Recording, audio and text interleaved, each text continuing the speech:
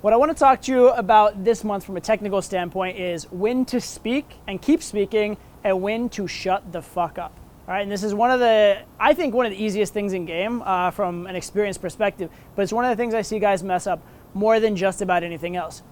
And I think the reason for that is that your natural inclination is pretty much the opposite of correct. Okay, so most guys, when things are going badly, they start getting in their head, and the natural inclination when you're in your head is to try and prevent further damage, to try and avoid pain. You're acting out of fear, and so you just shut up. All right. On the other hand, when things are going well, a lot of guys are like, oh, I've been talking, it's going well. Let me just keep talking and keep talking and keep talking, and makes sense. But in that case, and keeping talking when it's been working isn't the worst thing in the world. But in that situation where things have been going well, a lot of times there's a lot more power in shutting up. So I'm going to give you kind of the rule of thumb on talking, the rule of thumb it relates to in game, and then some examples of situations where this might come up. So the rule of thumb with talking is this. If things are going well and you can get away with shutting up, consider shutting up. If things aren't going well, or if the set is in danger in some way, tend to lean towards talking a bit more and doing what you need to. The idea here basically is if you're in a winning position, don't fuck with it a lot and let the girl do some work. If you're not in a winning position, well, if you don't do anything, bad shit's gonna happen, so you better do something, all right? The general rule that this relates to in game, and this is specifically for the shutting up part, is if there are two paths to a destination in game, you can do two different things to get from point A to point B. The path that is the least energy or the least effort from you is the highest value path. It's the least needy, least try hard, most natural path to get from A to B. So the real idea here is if you can get from A to B by shutting up and not doing anything, get from A to B by shutting up and not doing anything. If you need to do something to get there, that's when you talk. That's the more sort of generalized principle, okay? So let's look at some examples. Let's say you walk up to a girl and you start talking to her and it's not going very well. What's the natural response a lot of guys have? They shut down and shut up, right? And if things weren't going well and you shut up, it's pretty likely things aren't going to continue to go well and the girl's going to leave. It's a recipe for disaster, or a recipe, not even for disaster, because disaster's already kind of happening, a recipe for it's just not going to work. On the other hand, if it's not working and you need to do something, then do something. Start talking. The metaphor for reopening is just throw shit against the wall until something sticks, right?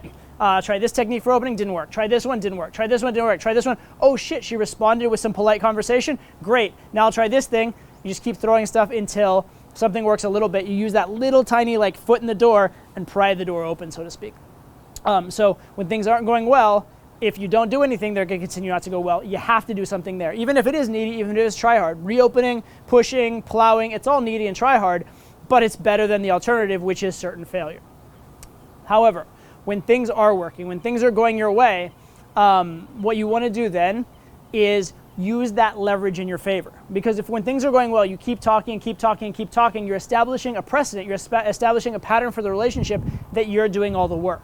And as soon as she actually will do work, as soon as you can chill out and let her take the initiative and let her, step up and chase you a little bit, that's going to make things massively better, okay? And that's the ideal point that I want to get to in all my sets as soon as possible is that moment when she is willing to take charge and she is willing to do the work. So when things are doing well, I want you to test for that point, right? You're talking, leave a little silence. Leave just that fraction of a second longer of silence than you think is necessary or than you think is right, and see what happens. See if she feels it. A lot of times she will, because she doesn't want the conversation to die and she's nervous about it, maybe even more than you. And if she feels that silence and starts carrying the conversation, your job just got really, really easy.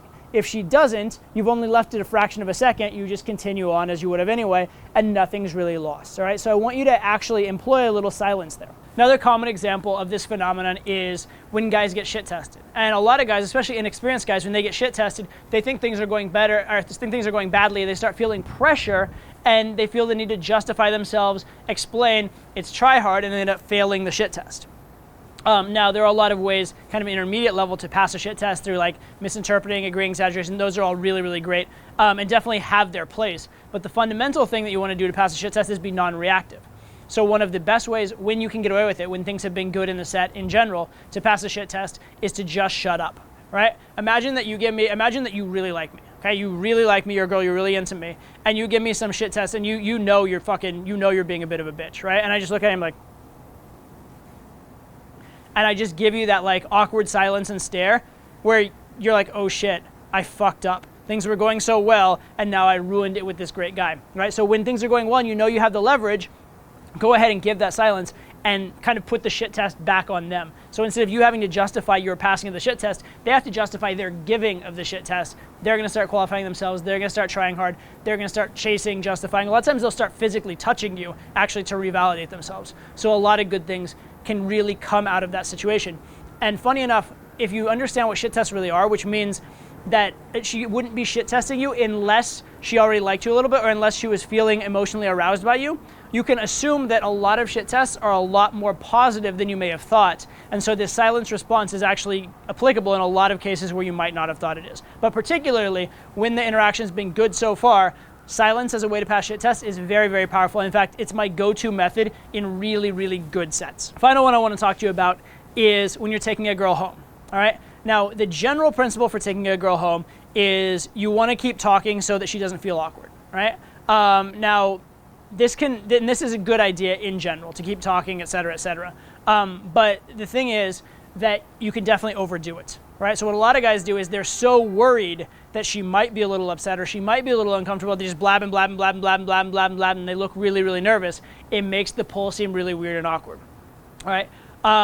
A lot of times, if the girl is highly comfortable on the pole, if you look over and she's happy and she's smiling, she's bubbly, she's holding your hands, you look over at her and she smiles, you don't have to talk in that context, all right? You can just let it be good. And in fact, by talking, not like you're going to necessarily ruin it every time, but you're increasing the odds of ruining it, right? If you just walk in silence and let her be happy and let her, you know, continue with the vision in her mind of where you're going, and as positive as it is, things are going to go your way. You start talking, you might say something dumb, you might fuck it up. All right, so don't be quite so quick to talk if things are going well anyway. Now, if things are going badly, right, if you're on the pole and she's getting a little bit nervous, she seems to be freaking out a little bit, that's when you want to talk a whole lot, right? And in any case, in any of these situations where it's going badly, you do want to talk a lot, but you don't want to escalate. In particular on the pole, I would say talk as much as you need to keep her comfortable, but do not escalate on the pole because that's going to make her uncomfortable, all right? So there's 3 different examples of the juxtaposition of when you're going to use silence and when you're going to talk. And remember the general principles. Principle 1, less is more in an interaction, right? If you can get from A to B with less effort, that's more powerful. And then specifically with talking, when things are not going well, err on the side of talking more and doing more to recover it, because if you fuck up with talking, you know, it was already fucked up anyway, you didn't have that much to lose. When things are going really well, err on the side of shutting up, because you might mess it up by talking more. And also the shutting up is powerful and entitled, and a lot of times they'll get her to commit, her to carry the conversation, and her to even start leading things forward in a positive way, okay? So understand when to shut up and when to keep talking. It's very, very valuable. It will tremendously improve your results.